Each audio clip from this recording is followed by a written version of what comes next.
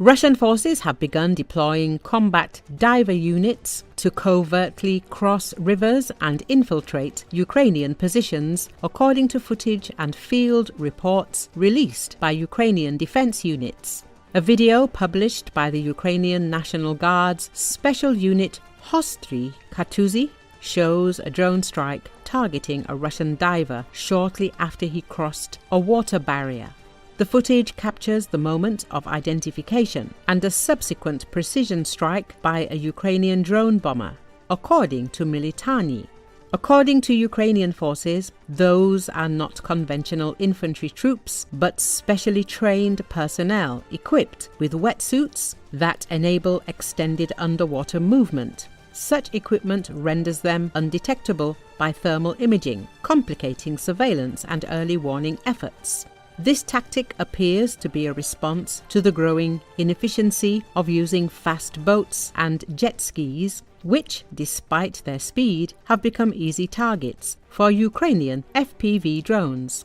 The shift toward underwater infiltration suggests an attempt by Russian command to avoid drone detection and build up assault groups near Ukrainian positions with greater stealth. In addition to direct assault missions, these diver teams may also be used to transport supplies and ammunition in sealed containers or conduct engineering reconnaissance ahead of potential amphibious operations. Earlier, Russian forces began constructing net-covered tunnel roads along key supply routes in occupied Donetsk, including near Kharkiv on the E50 highway, to shield troop and equipment movements from Ukrainian drone strikes. The tunnels are located near the site of the Kharkiv reservoir, where a dam was destroyed by Russian strikes in April 2024, resulting in downstream flooding along the Bucha river. These net tunnels are located on a strategic section of the E50 route, connecting Donetsk with Pokrovsk. They enable relatively secure delivery of supplies to occupied cities such as Selidov and Novorodivka, which serve as staging areas for the Russian advance in the region. The practice of deploying anti-drone nets dates back to the summer of 2023, when Russian forces were first observed using suspended mesh segments near Bakhmut.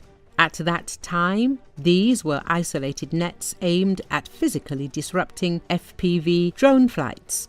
Later developments included covering vehicle routes with fishing nets, particularly along the Kupiansk axis. Earlier, Ukrainian Marines eliminated the Russian combat diver on the left bank in the Kherson region. Strike drone operators from the 38th Marine Brigade found a Russian fighter in a diving suit with equipment near the village of Kozachi Laheri in the left bank of the Kherson region. Probably, the Russian military could be part of a sabotage group that planned to cross the Dnipro River for special tasks on the right bank of the Kherson region, in fact, in the rear of the defense forces. It also cannot be ruled out that the combat diver could be a sapper who carried out reconnaissance preparation of the allocated zone of demining the Dnipro River.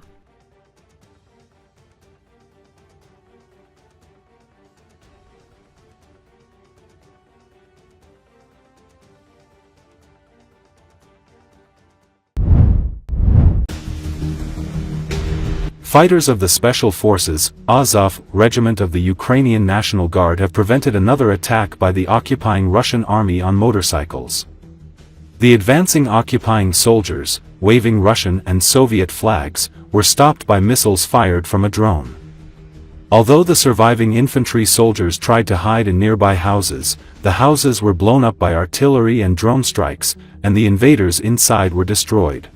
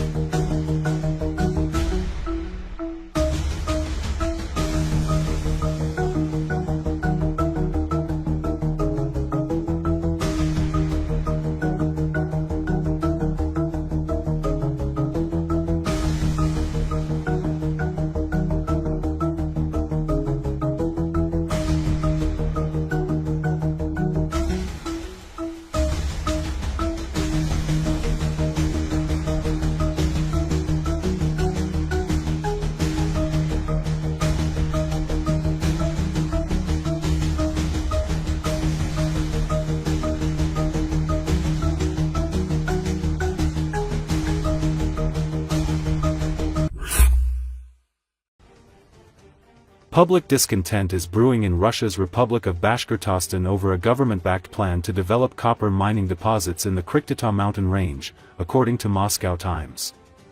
It is noted that the fresh tensions come after Bashkortostan, a republic in Russia's Volga-Ural region, was rocked by protests and sweeping repressions unparalleled for wartime Russia last year.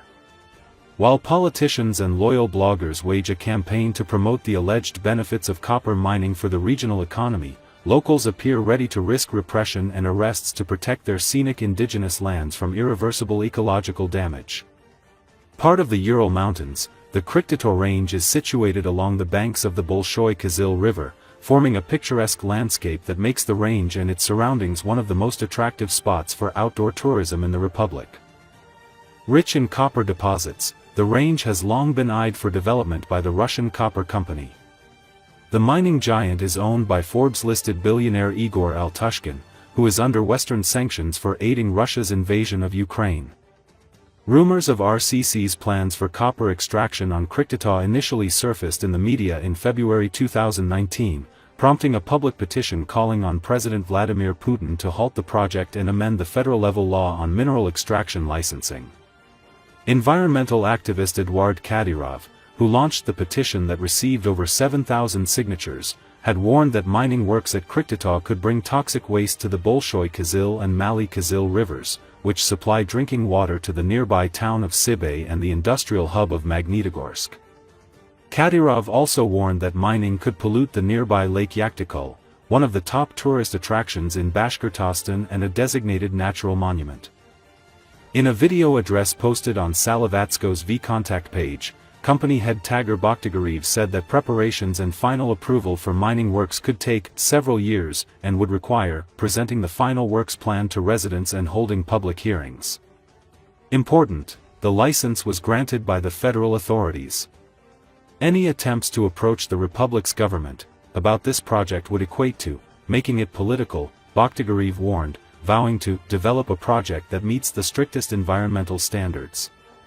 Bakhtigarev also dismissed environmental activists' warnings of irreversible river pollution as unfounded, referencing the company's prior experience running similar projects in the neighboring Chelyabinsk region, one of the country's most polluted regions.